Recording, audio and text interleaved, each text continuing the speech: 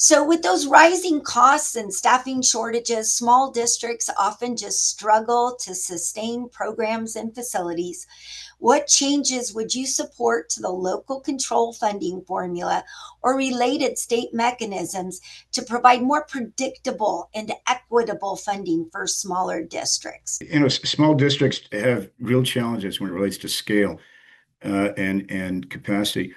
And you shouldn't have to choose between keeping the lights on and keeping a counselor or hiring new staff.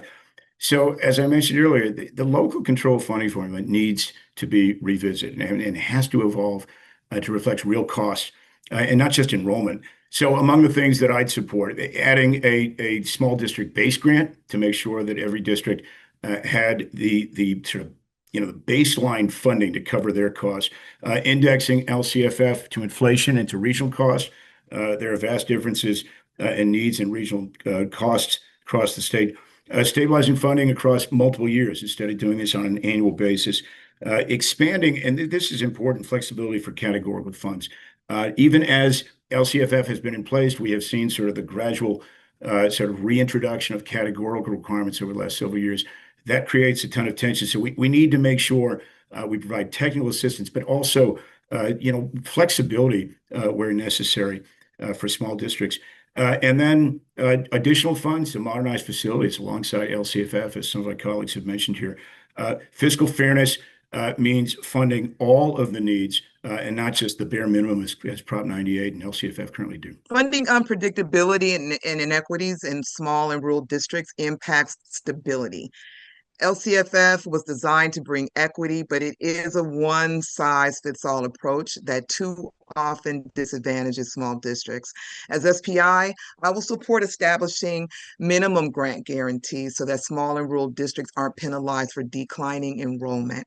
We really have to fund our IDEA, and other federal mandates in a way that ensures that small and rural districts are prioritized in these competitive grants, because stability allows schools to plan. When you know the money that's coming in, you know the money that can go out. And in planning, we can achieve this by indexing base grants to inflation and giving districts multi-year projections. Thank you. The question of the one size fits all mentality, I think for so long we have used the same formulas, the same funding formulas, the same auditing formulas for all districts throughout the state. I ran large nonprofits, I ran small nonprofits, I had a number of small cities that I represented. We know that their needs are different and they should be treated differently as well. We all know that there are standardly accepted accounting principles and systems, and those are common to all. It should be common to all districts. But at the same time, we need to make sure that the way that the results are actually interpreted is different and unique for each district. So I like to say that I learned my most important budgeting lessons as a survivor of the Great Recession when I served on my local school board. And so I know firsthand, how devastating it is when we have these budget downturns coming from the state and what the real life impacts they mean for local schools and local families. So out of those, my experience, not only serving on my local school board, but also, serving as a former chair of the Assembly Budget Subcommittee on Education Funding. Number one, an issue that I've championed again over the years. I've introduced legislation several times on this, but number one is to increase the base grant for all school districts, because a rising tide lifts all boats.